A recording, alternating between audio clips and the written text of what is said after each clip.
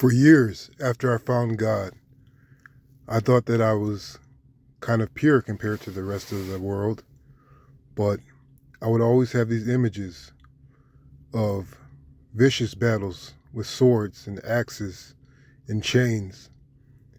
I would be holding my brothers on the battlefield, crying over their bodies, and having to pick up again and start fighting for my life, fighting for the truth. There were winged creatures flying above. The clouds were white and rained white liquid mixed with blood on the battlefield.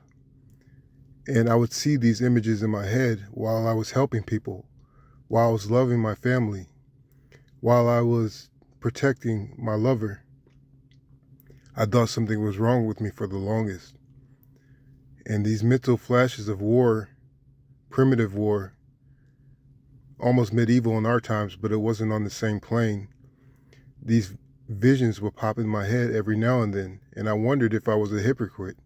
I wondered if what I was believing in was lies, because how could I believe in something so beautiful as our Father, and I would see these images of savage war where I was killing fiends while I was screaming for the light, screaming for salvation, and fighting, and seeing the death of my brothers over and over again.